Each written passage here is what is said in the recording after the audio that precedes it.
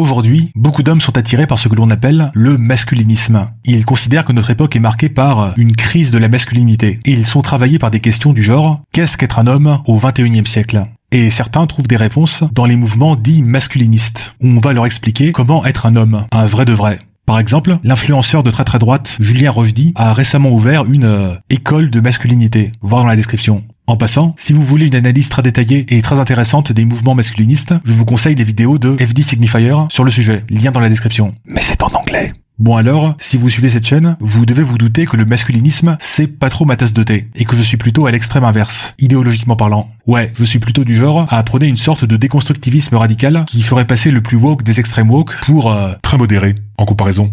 Mais j'ai aussi conscience qu'il y a plein de gens qui ne vont pas accrocher à ce discours, parce que ça va juste trop loin à leurs yeux. Mais sans aller jusque-là, il existe une alternative simple au masculinisme qui me semble être largement préférable, et qui sera plus à même de combler la quête de virilité de certaines personnes. Il s'agit du stoïcisme, ou plus exactement, du néo-stoïcisme, sa version actualisée. Alors attention, je vous arrête tout de suite, mon but ici, ce n'est clairement pas de dire que le néo-stoïcisme, c'est trop génial sur tous les plans. Il y a plein de critiques légitimes qu'on pourrait faire, notamment sur son côté très individualiste. Et, ultimement, c'est pas vraiment ça que je prône. Oui, je prône des choses, mais ça me semble être une amélioration nette par rapport au masculinisme, notamment sur ses aspects les plus toxiques. Mais avant d'expliquer pourquoi, petite parenthèse rigolote, le stoïcisme, c'est quand même vachement plus badass que le masculinisme. L'une des figures majeures du stoïcisme, c'est l'empereur romain Marc Aurèle, qui a dû gérer plusieurs conflits militaires, ainsi que la peste antonine, qui a dévasté la population de son empire. Donc, objectivement, qui est le plus gros tchad, l'empereur Marc Aurèle ou Jordan Peterson? Je pense que la question elle est vite répondue. Bref, même selon des critères virilistes superficiels, le stoïcisme est déjà beaucoup plus strict crédible que le masculinisme. Mais qu'en est-il en profondeur ?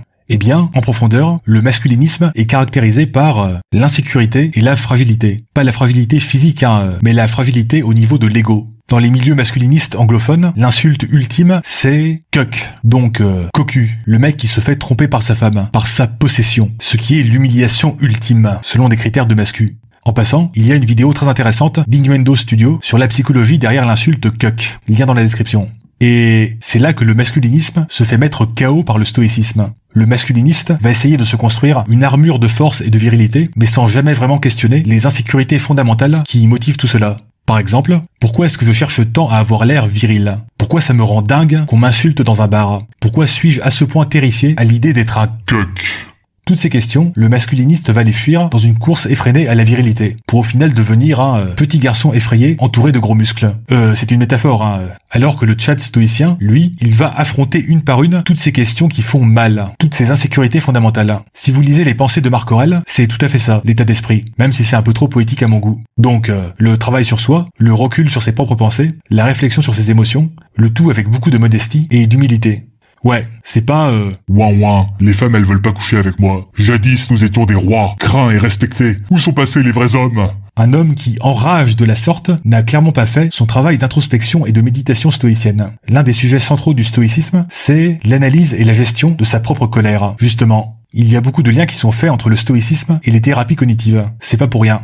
Et donc, notre mascu rageux, toute la virilité superficielle qu'il pourra construire à partir de là, ce sera comme construire une maison sur des sables mouvants. Quoi qu'il fasse, il restera toxique pour les autres et toxique pour lui-même. Pas terrible. Et avant qu'on me fasse la remarque, votre Jordan Peterson, là, c'est juste la version intello du mascu de base. Derrière ses beaux discours, il est incapable de réfléchir en profondeur aux insécurités masculines, à commencer par les siennes. Parce que, au lieu de s'y confronter sérieusement, il préfère les justifier avec du déterminisme biologique. C'est comme ça, c'est la nature masculine, c'est dans l'ordre naturel des choses, source, l'organisation sociale des homards. Ce qui le rend incapable de réellement mettre de l'ordre dans sa chambre, pour reprendre sa métaphore préférée. En passant, si vous voulez voir ce qu'un auteur stoïcien contemporain pense de Jordan Peterson, j'ai mis un lien dans la description. C'est assez salé. Bref, comme dit au début, je ne suis pas spécialement un promoteur du stoïcisme, même s'il y a des aspects que je trouve intéressants, mais si vous pensez être en crise de masculinité et que vous ressentez un désir ardent de faire des vrais trucs d'homme viril, je pense que le néo-stoïcisme est très largement préférable au masculinisme pour canaliser ce désir, tant pour soi-même que pour les autres et pour la société, en plus d'être beaucoup plus badass, si c'est ça que vous recherchez.